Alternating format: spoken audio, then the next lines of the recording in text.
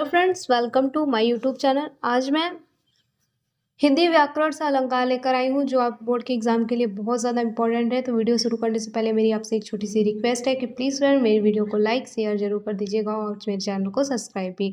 तो चलिए हम वीडियो को शुरू करते हैं। यहाँ पे अलंकार मैंने लिखा हुआ है अलंकार का अर्थ, ठीक है। अलंकार दो शब्दों से मिलकर बना है, अल धन कार। अल का अर्थ है सजावट तथा कार का अर्थ है करने वाला होता है। अलंकार का शाब्दिक अर्थ है आभूषण। जो शब्दों की शोभा बढ़ाए उसे अलंकार कहते हैं, या फिर आप इस तरीके से कह सकते हैं जो काव्यों की शोभा बढ़ाए उसे अलंकार कहते हैं। अलंकार के भेद। अलंकार के मुख्यतः तीन भेद होते हैं, शब्दालंकार, अर्थालंकार, अभयालंकार। अर्थालंकार के प्रमुख भेद हैं उपमा, रूपक, यमक, श्लेष, उत्प्रेक्षा, संदेह, अतिशयोक्ति, अनन्वय, विक्रांति आदि प्रमुख अलंकार हैं। आइए अनुप्रास के बारे में जानते हैं, उसकी उदाहरण के बारे में जानते हैं। जहाँ व्यंजनों की बार बार आवृत्ति हो, चाहे अनेक स्वर मिले या न मिले, वहाँ अनुप्रास अलंकार होता है। उदाहरण देख लेते हैं, तरनी, तनुजा, तटतमा, तरुअर, बहु, छाय। ठीक है फ्रेंड्स, तो अब चलिए हम आगे देखते हैं। यहाँ पर यमक का हम देख लेते हैं परिभाषा। जहाँ भिन्न भिन्न अर्थों वाले शब्दों की आवृत्ति हो वहाँ यमक अलंकार होता है। उदाहरण देख लेते हैं, कनक कनकते 100 गुनी, मादकता अधिकाय, व खाए बोराय, नरवा पाए बोराय। यहाँ कनक शब्द जो है वो 2 बार आवृत्ति है, इसकी ये 2 बार आया हुआ है, लेकिन इसके अर्थ अलग अलग हैं। आप देख सकते हैं कनक के 2 अर्थ हैं, धतूरा, सोना। कनक को धतूरा भी कहा जाता है और सोना भी कहा जाता है, तो वहाँ पे यमक अलंकार है। ठीक है। श्लेष अलंकार इसी तरीके से है, जहाँ एक शब्द का एक ही बार प्रयोग होता है किंतु उसके एक से अधिक अर्थ होते हैं, वहाँ श्लेष अलंकार होता है। उदाहरण देख लेते हैं, महा, माया महा, ठगनी हम जानी, त्रिगुण फांस लिए कर डोले, बोले मधुरी बानी। त्रिगुण क्या है? यहाँ पे त्रिगुण मतलब रज, सत, तम नामक 3 गुण है, तो वहाँ पे श्लेष अलंकार हुआ है। ठीक है।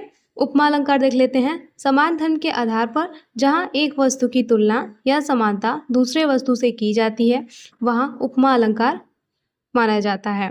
उदाहरण, हरिपद कोमल कमल से। यहाँ हरि का जो पद है, हरि का जो पैर है वो किसके समान बताया गया है? कमल के समान बताया गया है। ठीक है, तो वहाँ उपमा अलंकार होगा। रूपक में जहाँ उपमेय में उपमान का आरोप हो वहाँ रूपक अलंकार होता है। चरण कमल बंदो हरि आई। ठीक है।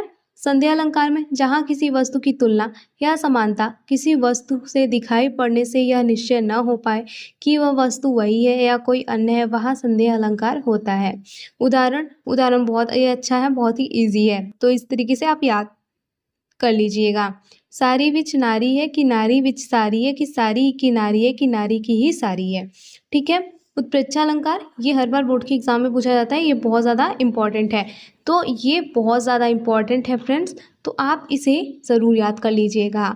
जहाँ उपमेय में उपमान की संभावना की जाए वहाँ उत्प्रेक्षा अलंकार होता है।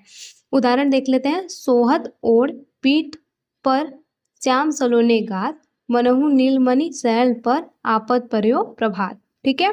इसकी पहचान मैं आपको बता दूं कि जहाँ पे ये पहचान हो, ठीक है, या जहाँ पे ये सब शब्दों की आवृत्ति हो वहाँ उत्प्रेक्षा अलंकार होता है। वो शब्द कौन कौन से हैं? जनु, मनु, ईव, मानो, मनो, मनहु आदि शब्द अगर किसी में आती है तो वह उत्प्रेक्षा अलंकार होता है।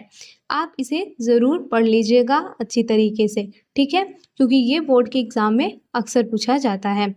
तो उम्मीद करती हूँ आपको मेरी वीडियो पसंद आई हो, तो प्लीज़ फ्रेंड मेरी वीडियो को लाइक शेयर ज़रूर कर दीजिएगा और मेरे चैनल को सब्सक्राइब भी। इस वीडियो में इतना ही, उम्मीद करते हैं आपको मेरी वीडियो पसंद आएगी होगी। Thank you.